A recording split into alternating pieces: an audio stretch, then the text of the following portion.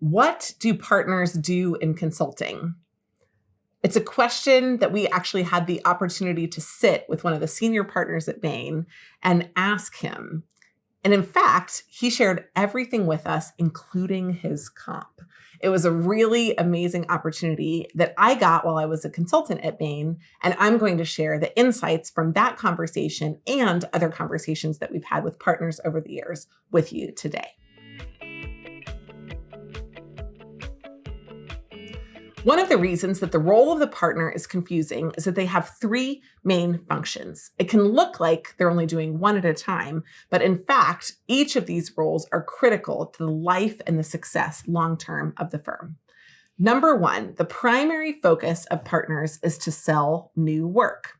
They do pitch meetings, they go out to lunch, they focus on joining industry conferences, on writing papers, on identifying themselves as experts, thought leaders, and folks who are trusted advisors inside a space of interest. Each one of the partners support a current practice, but they also build out adjacencies inside those practice areas. For example, if you were working in tech in the 1990s, you would have supported largely hardware firms, and it would have been at the beginning of software. But then over time, partners came up and they said, hey, there's this new thing called e-commerce. They supported e-commerce firms. And then they added onto that additional software as a service firms. And then they added onto that additional platform companies and integrated companies as well. So the tech practice grew as the expertise of specific partners bolted on new concepts inside a larger practice. This selling of work is the primary function of a partner. And without being good at that, partners can't become partners and partners can't stay partners. It's the core focus of the job. The second focus is that post-sale, partners are responsible for overseeing the top delivery of work. Partners are famous for showing up on the Wednesday night before a Thursday presentation, changing absolutely everything and heading off for a golf game. But partners are there to bring the big picture concepts of what they sold in the boardroom back to what the team is doing. Some partners are going to be very involved. They'll join meetings regularly. Others will be very hands-off. Doesn't mean that you have a good or a bad experience with the partners, but the characteristics of a partner, how they manage and how clear they are at the beginning of a presentation process will definitely affect your work-life balance on each one of your consulting engagements. The third thing that partners do is that they lead the firm in general. Partners are the managing directors of the organization. They are the leaders, they're the senior staff, and they rotate through key positions to ensure that the life and the longevity of the firm are preserved. They lead offices, they head up recruiting, they focus on joining boards in the local community, they do community service days and community service projects. Some of the roles are identified in advance and people apply for and or nominated for them. Other roles are opportunities when people want to take a break from client-facing work. So they work on the internal life of the firm. And others continue on whether you're working and developing projects at the same time or not.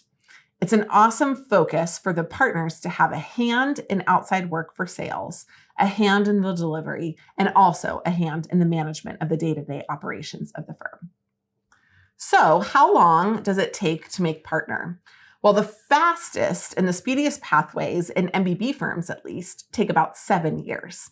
And that's post-MBA. So unfortunately, for those of you who go into consulting pre-MBA, it's great for you. Often they'll pay for your MBA, but it doesn't do anything toward your partner track. Your partner track timeline really begins on the day that you start post-MBA. Usually there are 2 to 3 years post-MBA when you're serving in an analyst role and then in a project leader role. Then you'll move into a manager role for up to 5 years. And after that is when you can get promoted to partner. When you become a senior manager, you'll often lead the day-to-day of the project and you'll begin to focus on business development activities and the introduction of the work. Now, even in the partner roles, there are different levels. Some firms call them junior and senior partners. Many firms call them principals and partners. The principal is the more junior level of the partner. And some of them have junior and senior principals and then partners. So it's important to pay attention to each one of the firm's namings when you're thinking about your strategy. But overall, partners come in, become partners in the 7th, 8th, or 9th year, and then usually stay for up to 20 years. It's an amazing opportunity to join in the firm and only 7 years later to be one of the directors, the owners, and the stakeholders in the organization. The final thing that's important to understand about partners is how they get paid. Now, in the junior levels of the firm, the base pay is really focused on how much you actually deliver. It's based on your output, not based on how much you sell. You're not involved in the sales process unless you're kind of brought in to maybe build a slide or do some data analysis. Otherwise, your focus is they sell a project, you get it done. But that changes as you move through the life cycle of the firm. And as you move up through manager and then ultimately into the partner ranks, your base salary, while it grows, becomes only a nominal piece of your overall compensation. In fact, there's not just one direct form of compensation, which is what you sell, but there are also firm-tied compensation metrics based on not just what your firm in your local office sells, but also what the firm sells globally.